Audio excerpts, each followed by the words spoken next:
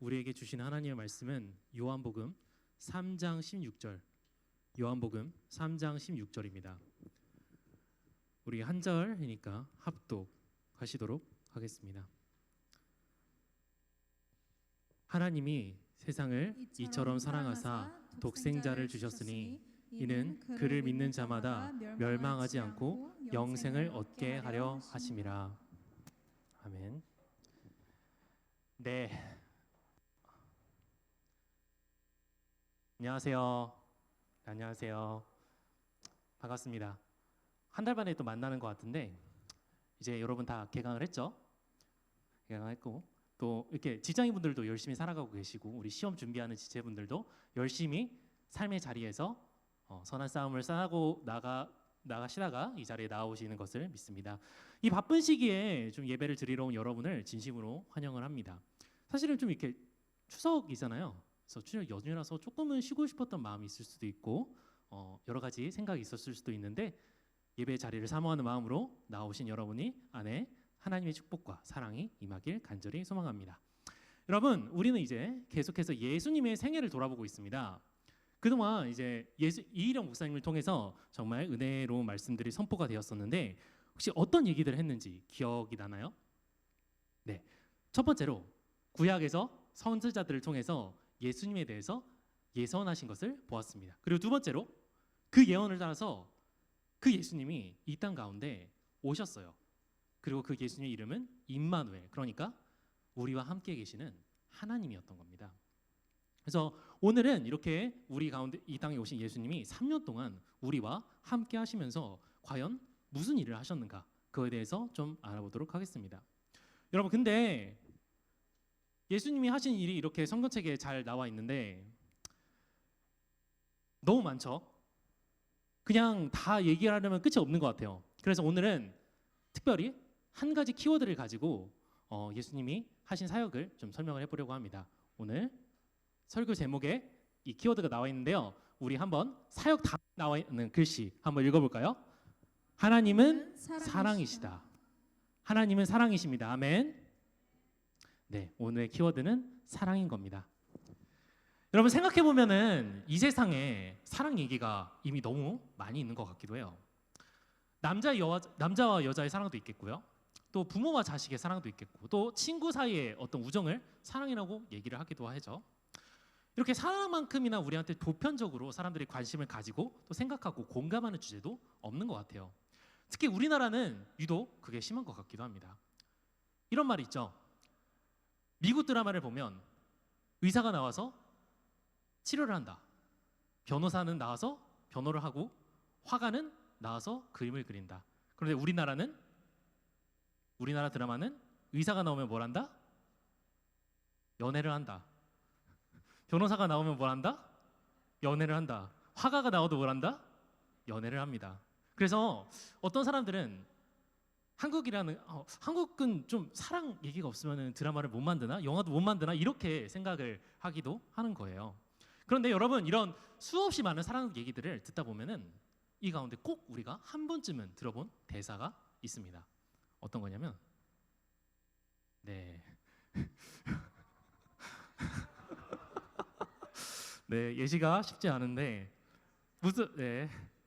어떤 얘기를 하고 싶은지 아시겠죠? 네.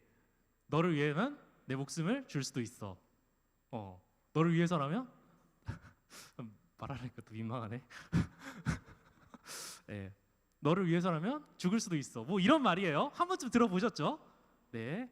빠르게 넘어가도록 하겠습니다. 네. 여러분 이런 얘기 들으면 약간 솔직히 오글거리고 솔직히 좀 뻔하기도 해요. 근데 또 드라마를 좀 이렇게 다 이렇게 몰입을 해서 이렇게 보다 보면 이런 얘기가 탁 나와요. 그러면 이거 뻔한 건 아는데 또 들으니까 또 감동이 되네. 네. 이런 생각도 들기도 하는 것 같아요. 여러분 근데 반대로 이 어떤 얘기에도 등장을 안 하는 대사가 있습니다. 어떤 대사냐면 여러분 한번 상상을 해보세요. 여러분이 정말 좋아하는 영화나 아니면 드라마를 보고 있어요. 근데 갑자기 주인공이 이렇게 얘기를 하는 겁니다. 나는 너를 너무 사랑해서 내 아들보다 너를 더 사랑해. 너를 위해서라면 내 딸의 목숨도 줄 수 있어. 여러분 이런 대사를 한번 들었다고 생각을 해보세요. 어떨 것 같아요? 저 같으면 바로 채널 돌렸을 것 같습니다. 뭔 얘기인지는 알겠어요. 무슨 의도인지는 알겠는데 아무래도 감동보다는 불편한 마음이 조금 있을 거예요. 여러분, 그런데 우리가 왜 이런 말을 불편하게 여길까요? 보통 이런 이야기에서 뭐 아들이나 딸은 사실은 내 목숨보다 너를 사랑해 이런 얘기를 들어야 되는 대상이면 들어야 되는 대상이지 여기서 희생이 되어야 되는 존재가 아닌 거예요. 근데 그렇기 때문에 부모에게 자녀라는 거는 그 어떤 것과도 바꿀 수도 없고 바꿔서도 안 되는 소중한 존재라는 것에 대한 인식이 이미 우리 안에 다 있는 겁니다. 여러분의 부모님도 여러분을 이런 사랑으로 사랑하고 계시지 않나요?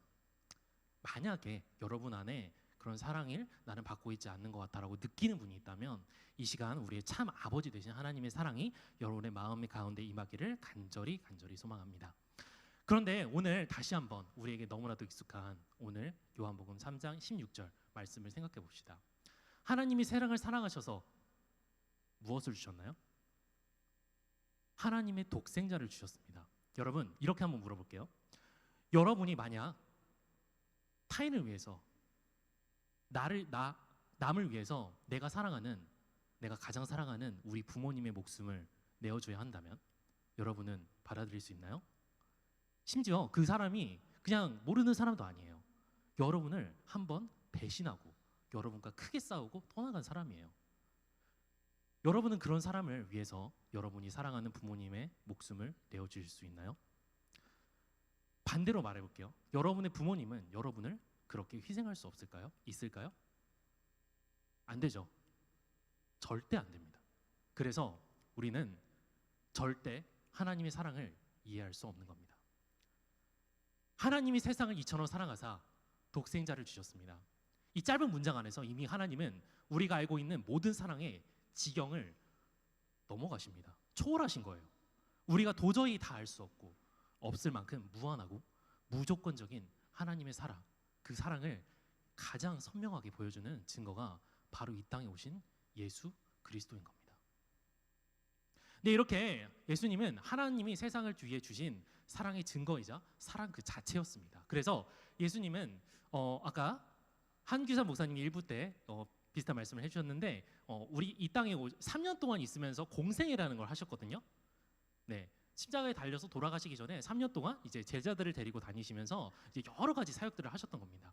그래서 우리에게 예수님이 그런 사역들을 하시면서 우리에게 하시고자 하셨던 게 뭐냐? 우리에게 예수님을 주신 그 하나님의 사랑이 얼마나 크고 얼마나 깊은지를 보여주신 겁니다. 그러면 구체적으로 어떤 일들을 하셨을까요? 우리 같이 마태복음 9장 35절을 보면 좋겠는데요. 제가 띄워드릴게요. 네, 제가 오늘 이거를 말씀 구절에 넣을까 말까 생각을 많이 했습니다. 근데 아무래도 여러분이 2번 성경을 찾아보셔야 하는 번거로움이 있기 때문에 그냥 지금 같이 읽어보면 좋을 것 같아요. 네, 이 말씀 한번 같이 읽어보도록 하겠습니다. 시작. 예수께서 모든 도시와 마을에 두루 다니사 그들의 회당에서 가르치시며 천국 복음을 전파하시며 모든 병과 모든 약한 것을 고치시니라. 네, 여러분 제가 한번 말씀드린 적이 있는 것 같은데 말씀을 보면서 말씀을 좀 잘 이해하고 싶다. 그러면 가장 첫 번째로 뭘 찾으면 되냐? 동사를 찾으면 됩니다. 오늘 이 말씀은 예수님의 사역을 요약해주고 있어요. 3가지의 동사로 요약을 해주고 있는데 혹시 뭔지 보이시나요? 첫 번째, 가르치셨다. 2번째, 네, 전파하셨다. 뭐 선포하셨다라고도 얘기를 해요. 3번째, 치료하셨다. 네, 고치셨다, 치료하셨다. 예수님은 이 3가지를 통해서 하나님의 사랑을 3년 동안 세상 가운데 드러내 보이신 것입니다. 네, 먼저 예수님의 첫 번째 사역을 살펴보겠습니다. 가르치심입니다. 여러분, 예수님이 계실 당시에 이스라엘에는 하나님의 말씀을 가르치는 사람이 사실은 엄청 많았습니다. 유대인들이잖아요. 이스라엘 사람들을 유대인이라고 하는데 이제 유대인들은 하나님 말씀을 혹시 어떻게 어떻게 기억했는지 아나요? 이 시대에는 그렇게 성경이 지금처럼 인쇄술로 막 이렇게 발달을 해서 막 우리가 가지고 있는 이런 성경책을 가지고 있는 게 아니었거든요. 그래서 성경이 어떤 식으로 주로 기억을 했냐면 외웠어요. 네, 근데 어떻게 외웠냐면 토시 하나 안 틀리고 똑같이 외웠습니다. 지금도 그 외우는 방법이 남아 있거든요. 진짜 하나도 안 틀립니다. 이게 진짜 역사학적으로 봤을 때도 이 권위가 있을 정도로 진짜 엄청 잘 외웠던 거예요. 그래서 수백 년 동안 이렇게 성경이 구전되어져 왔던 순간이 있는데 어쨌거나 유대인들이 정말 하나님 말씀에 대해서 진지하게 생각했고 이거를 정말 달달달달 외웠습니다. 그런데 이런 유대인들이 하나님의 말씀을 몰랐을까요? 몰라서 예수님이 이 사람들을 가르치셨을까요? 아니죠. 알았습니다. 말씀은 너무 잘 알았는데 뭘 몰랐을까요? 그 말씀을 이해하는 방식이 잘못됐던 겁니다. 여러분, 한때 우리나라를 흔들어 놓았던 어떤 사건이 있습니다. 지금은 시간이 좀 지났는데 2015년에 헌법재판소가 간통죄가 위법이라는 판결을 내린 거예요. 이유가 조금 흥미로운데요. 간통죄가 보이듯이 개인의 성적인 자기 결정권을 침해한다라고 보았던 겁니다. 그러니까 이런 거예요. 내가 누구랑 사랑하든 그건 내 자유인데 내가 아내가 있고 남편이 있고 그래도 내가 다른 사람이랑 사랑하는 건 내 자유야. 그런데 법이 뭔데 그거를 규정해? 판사들이 실제로 이렇게 생각을 했습니다. 여러분은 이 말에 동의할 수 있으신가요?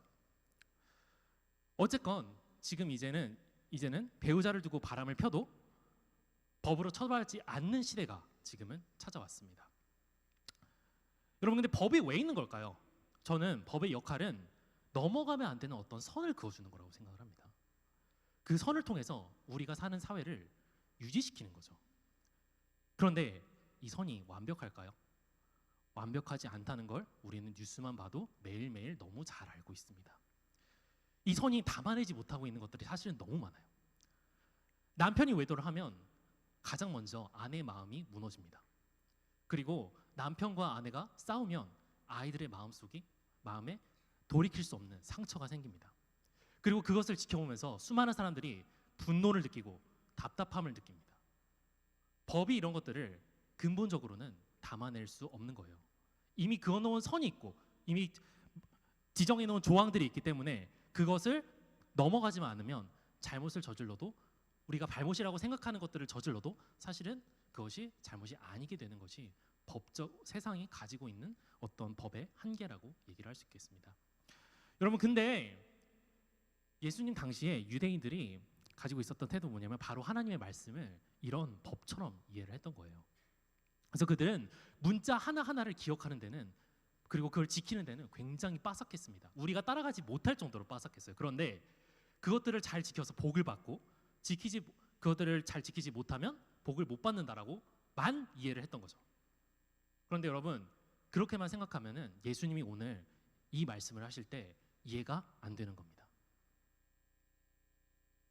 네, 우리 다일자매님 마태복음 5장 21절에서 22절을 한번 화면 보고 읽어주시면 감사하겠습니다.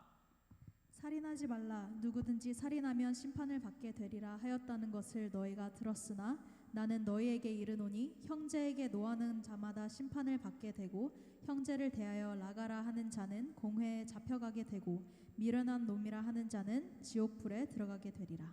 아멘. 하나님의 말씀입니다. 여러분, 법적인 기준으로 다시 한번 생각을 해봅시다. 법에도 살인하면 안 된다는 얘기가 나와 있어요. 그런데 이 얘기는 진짜 살인을 하지 말라는 얘기입니다.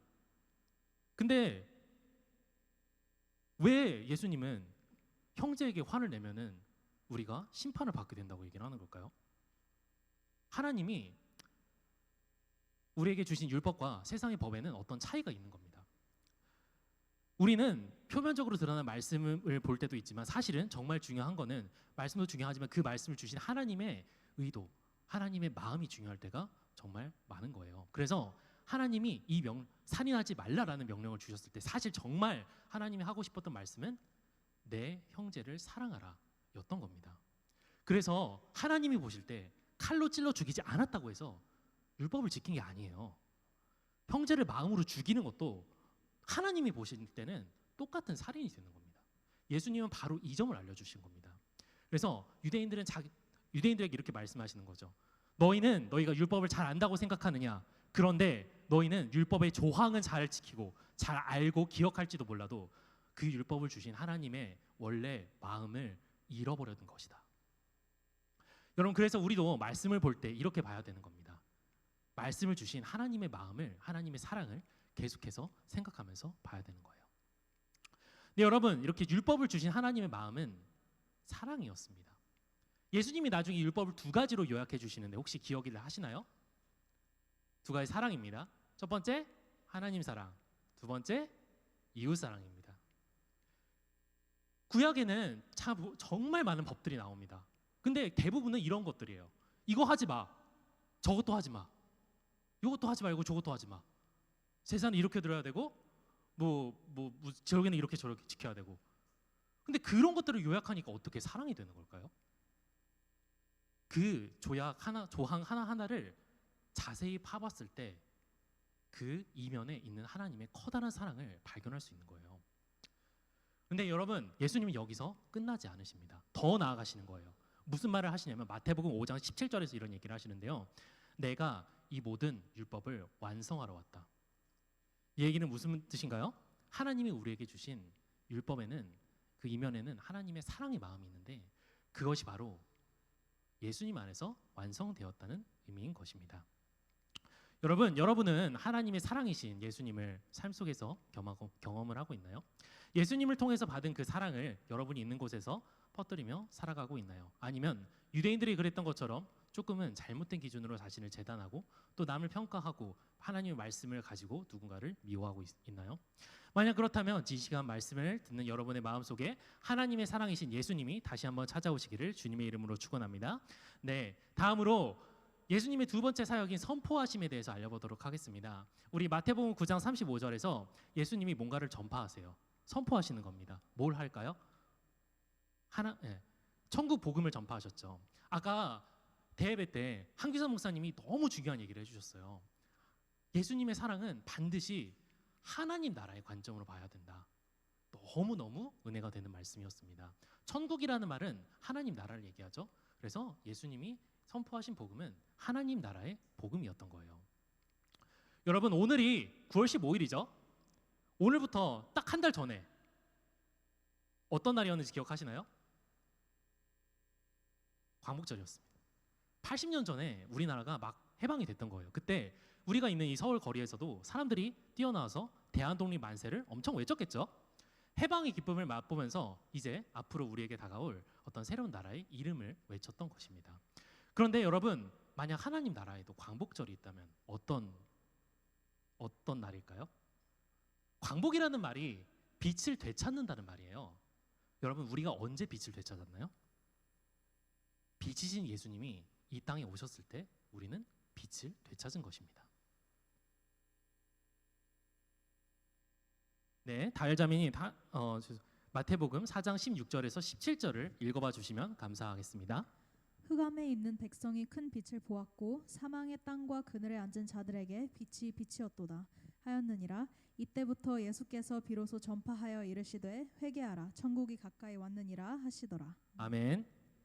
여러분, 아까 한규상 목사님이 또 이 말씀을 하셨는데요. 이 말씀은 예수님이 가장 먼저 사역을 시작하시면서 하신 선포입니다. 회개하라 천국이 가까이 왔느니라. 근데 그 전에 뭐가 나오나요? 흑암에 있는 백성이 큰 빛을 보았다고 얘기하죠. 여기서 말하는 빛은 누구일까요? 예수님입니다. 여러분, 근데 잠깐만 이 말씀을 떠나서 생각을 해볼까요? 빛이라는 얘기가 성경에서 어디 나올까요? 가장 먼저 성경에서 빛이 나오는 곳이 어딜까요?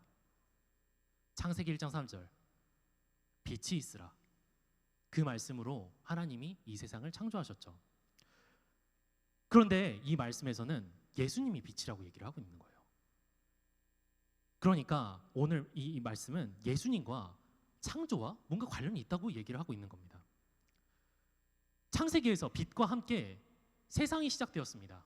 그렇다면 여기서도 빛이신 예수님이 이 땅에 왔을 때 뭔가 시작되었다고 얘기하고 있는 건 아닐까요? 뭐가 시작되었을까요? 회개하라 천국이 가까웠느니라. 하나님의 나라가 시작된 것입니다. 여러분, 이제 이 말씀을 주신 게 이제 4장인데 그 다음에 이제 5장이 나옵니다. 이제 5장에서 그 나라가 하나님의 나라가 과연 그럼 어떤 나라인가 이 얘기를 알려주시고 있어요. 이 5장 이하의 내용을 제가 좀 읽어보도록 하겠습니다. 네, 심령이 가난한 자는 복이 있나니 천국이 그들의 것이며 애통하는 자는 복이 있나니 그들이 위로를 받을 것이며 위를 위하여 박해를 받은 자는 복이 있나니 천국이 그들의 것임이라. 아멘. 여러분, 이 말씀은 하나님 나라가 누구를 위한 것이라고 얘기를 하나요?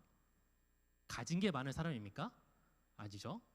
누가 봐도 빛이 나고 사랑받을 만한 그런 사람들 있죠? 우리 주변에도 그런 사람들을 위한 것인가요? 아닙니다. 이 나라는 심령이 가난한 사람을 위한 나라인 거예요. 애통해야 하는 사람을 위한 나라인 겁니다. 의에 줄이고 목마른 사람을 위한 나라인 겁니다. 하나님의 나라는 원래 왕국이라는 말이에요. 공화국이 아니라 왕국이죠.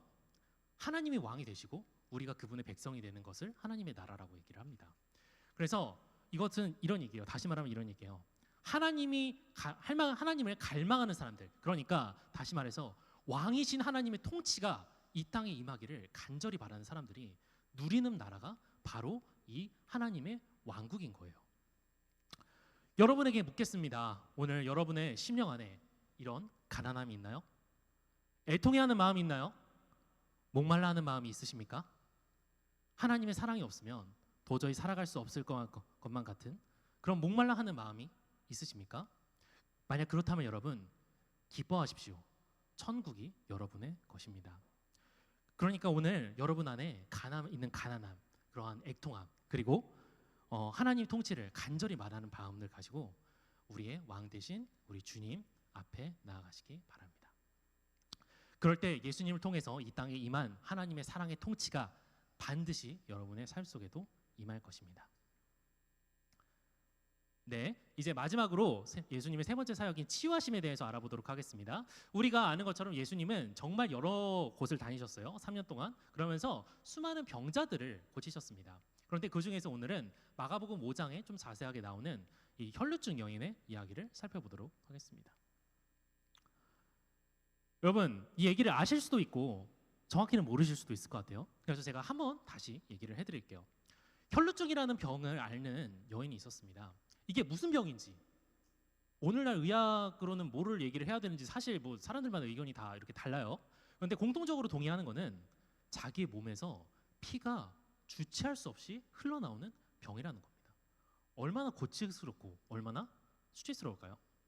여러분, 우리는 아프거나 다리를 다치거나 아니면은 정말 뭐 너무 뭐 몸살이 걸려서 하루만 내 몸을 마음대로 하실 수가 없어도 정말 힘들죠. 괴롭죠. 수치스럽죠. 그런데 이 여인은 이 병을 12년 동안이나 달고 살았습니다. 이 시대 평균 연령이 40대였거든요. 그러면 한 20살이나 20대나 30대 정도 됐던 거예요. 그러니까 인생의 절반 정도를 이 병을 가지고 살았던 겁니다. 그런데 이 병은 그냥 몸의 육체 아픔으로 끝나지도 않았습니다. 사회적인 소외와도 연관이 있었던 거예요. 여러분, 유대인들이 하나님 말씀을 굉장히 중요하게 여겼다고 얘기를 했잖아요. 그런데 이 율법에 따르면 몸에서 피가 이렇게 흐르는 거는 부정한 거를 얘기를 합니다. 근데 이 부정함이 나만 부정한 것도 아니고 병균처럼 전염이 돼요. 네. 그래서 예를 들어서 제가 그 부정함을 가지고 있으면 여기 있는 모두가 저 때문에 부정해지는 거죠. 그래서 이 병에 걸리면 우리가 예전에 코로나 환자들을 격리를 했듯이 그것보다 훨씬 더 철저하게 격리된 삶을 살아야 되는 거예요. 타인과 이 여인이 정상적인 인간관계라는 걸 맺을 수 있었을까요? 우리는 추석에 내려가서 이제 가족들을 만나는데 이 여인은 명절이 되면은 가족들을 만날 수 있었을까요? 결혼은 할 수 있었을까요? 불가능하죠. 그리고 또 한 가지 중요한 게 있는데 이스라엘 백성의 그 일상 속에서 굉장히 중요한 게 있었죠. 성전에 가서 제사를 드리는 건데요. 이게 우리가 이렇게 예배를 드리는 거랑 어떻게 좀 일치를 하는 거거든요. 그런데 이 성전은 거룩한 장소잖아요. 거룩한 장소에 부정한 사람이 나아갈 수 있나요? 나아갈 수 없습니다. 그래서 이 여인은 사랑과의 관계도 무너지고 하나님과의 관계도 무너진 상태에서 인생에서 가장 빛나야 할 이 시기를 고통 속에서 보냈던 겁니다. 이렇게 하루하루 살아가던 중에 어떤 소식이 들립니다. 나사렛에서 어떤 사람이 왔는데 그 사람이 의사들도 못 고치는 병을 고친다는 거예요. 어떤 사람은 그 옷자락만 잡았는데 병이 나았다는 겁니다. 일어나서 보러 갔습니다. 그런데 사람이 너무 많아요. 가까이 갈 수가 없습니다. 어떻게 했을까요? 밀치고 비집고 간신히 들어가서 겨우 그 사람의 옷자락을 잡았습니다. 그런데 그때 놀라운 일이 일어났습니다. 여러분, 좀 전에 얘기를 했지만 이 여인은 부정함이잖아요. 부정함을 전파하는 사람이에요. 좀 직설적인 표현으로 얘기를 하면은 병균 덩어리인 겁니다. 그런데 이 여인이 예수님의 옷자락을 잡았을 때 원래는 어떤 일이 일어나야 하나요? 예수님이 감염되어야 됩니다. 근데 예수님이 감염되지 않았어요. 어떤 일이 일어났냐면 거꾸로 된 일이 일어났습니다. 예수님의 안에서 능력이 나가서 여인에게 흘러 들어간 것입니다. 그리고 그 능력이 여인을 지금까지 부정하게 했고 여인의 모든 고통과 아픔을 12년이라는 세월 동안 주었던 그 혈루의 근원을 마르게 했습니다. 예수님의 거룩함이 여자의 부정함을 덮어버린 거예요. 학자들은 이거를 전염의 역전이라는 멋있는 말로 표현을 합니다. 예수님은 두려워서 이렇게 떠는 여인을 무리 속에서 불러내셨습니다. 그리고 이렇게 말씀을 하십니다. 딸아, 내 믿음이 너를 구원하였으니 평안히 가라. 내 병에서 놓여 건강할지어다. 마가복음 5장 34절의 말씀입니다. 여러분, 이 여인은 하나님에게서 버림받았다고 모두가 생각하는 존재였습니다. 그런데 지금 하나님의 아들, 아니 하나님 본인이 예수님으로서 여인의 눈앞에 있는 거예요. 그리고 이렇게 말씀하시는 겁니다. 너는 내 딸이야. 네가 오늘 구원을 받았어. 이제부터 너의 삶은 내가 주는 평안과 사랑으로 가득할 거야. 여러분, 이후에 이 여인이 어떻게 되었는지 성경은 말해주지 않습니다. 그러나 저는 확신합니다. 이 여인의 남은 삶은 하나님이 주시는 평안과 사랑으로 가득히 충만한 삶이었을 것입니다. 여러분, 우리가 좀 전에 말을 했었죠. 하나님의 나라 관점에서 예수님의 모든 사역을 바라봐야 한다. 하나님의 나라 관점에서 이 얘기를 바라볼 때 어떻게 바라볼 수 있을까요? 하나님의 나라는 누구를 위한 것이었습니까? 심령이 가난한 자를 위한 것이었죠. 애통한 자를 위한 것이었습니다. 목마를 자를 위한 것이었어요. 하나님이신 예수님이 심령이 가난한 자를 찾아오신 겁니다. 애통한 자를 치유하신 거예요. 그리고 그 사랑의 나라에 이 하나님의 사랑으로부터 떨어진 것으로 여겨졌던 이 여인을 불러주신 겁니다. 여러분, 저는 이 짧은 이야기 속에서 제 자신을 봅니다. 우리도 한때 다 치유될 수 없는 불치병에 걸린 존재들이었기 때문입니다. 여러분, 우리 안에 있는 병의 이름이 무엇이었을까요? 죄입니다. 저는 죄라는 불치병에 걸려 있었습니다. 그래서 희망 없이 살아가던 저를, 병균 덩어리인 저를 예수님이 찾아오신 거예요. 그분을 만난 순간 제 안에 있는 고통의 근원이 녹아내리듯이 사라졌습니다. 고통으로 가득했던 제 삶이 예수님을 만나고 나서 평안과 사랑으로 가득한 삶으로 영원히 바뀐 겁니다. 여러분은 어떤가요? 여러분도 예수님을 처음 만났을 때 이런 일들이 겪지 않으셨나요? 하나님이 우리에게 가장 주신 가장 큰 사랑은 구원입니다. 하나님이 왜 예수님을 우리에게 주셨을까요? 3장 16절에 요한복음 3장 16절에 나와 있죠. 우리를 그분을 믿는 자마다 멸망하지 않고 영생을 얻게 하시려 주신 것입니다. 그럼 여러분, 예수님을 통해 우리를 구원하신 하나님의 사랑을 다시 한번만 기억해 보시기 바랍니다. 우리 빌더스 공동체가 항상 예수님을 기억하고 오직 그분의 사랑을 의지하며 나아가는 공동체가 되기를 진심으로 소망합니다. 네, 이제 말씀을 맺고자 합니다. 여러분, 하나님이 세상을 이처럼 사랑하자 독생자를 주셨습니다. 이는 그분을 믿는 자마다 멸망하지 않고 영생을 얻게 하려 하심이었습니다. 하나님의 독생자이신 예수님은 우리를 향한 하나님의 사랑을 보여주는 가장 강력한 증거이며 그 증거를 넘어서 그 사랑 자체였던 겁니다. 예수님은 제자들과 함께 하시는 3년의 공생의 사역 동안 바로 이 하나님의 사랑을 가르치고 선포하시고 그리고 그 사랑에서 멀어간 자들을 찾아가 그들을 치유하시고 그 사랑의 나라로 이끄셨습니다. 그래서 저는 성경에 나온 예수님의 모든 사역을 사랑이라는 단어로 요약할 수 있다고 생각합니다. 여러분, 그런데 마지막으로 한 가지만 생각을 해봅시다. 우리를 향한 하나님의 사랑이 가장 분명하게 나타난 곳이 어디였을까요? 하나님의 사랑은, 가장 큰 사랑은 구원이었습니다. 구원의 은혜가 우리에게 가장 크게 나타난 곳이 어디였나요? 십자가였던 것입니다. 예수님은 요한복음 15장 13절에서 사람이 자기 친구를 위해서 자기 목숨을 내놓는 것보다 더 큰 사랑은 없다고 말씀을 하셨어요. 정말 그 말씀대로 예수님은 우리를 위해서 우리를 사랑하셔서 우리가 원래는 달렸어야 할 십자가에 달리신 겁니다. 우리를 향한 하나님의 가장 크고 깊은 사랑이 예수님의 십자가에서 드러난 것입니다. 이거를 다음 주에 목사님이 예수님의 죽음과 부활에 대해서 아주 선명하게 말씀을 해주실 것입니다. 어쨌건 우리를 위해서 예수님께서 죽으시고 부활하시고 이제는 어디 계세요? 하늘로 올라가셨어요. 그런데 하나님 보좌 우편에 앉아 계시는 것이죠. 그런데 그러면 이제 예수님이 하셨던 사역들은 끝나는 걸까요? 아니요. 지금 이 순간 이 자리에서도 예수님은 똑같이 일하고 계시는 거예요. 어떻게요? 예수님의 몸은 이제 없죠. 이제 올라가셨죠. 그런데 이 땅에 예수님 몸이 남아 있어요. 예수님 몸이 뭘까요?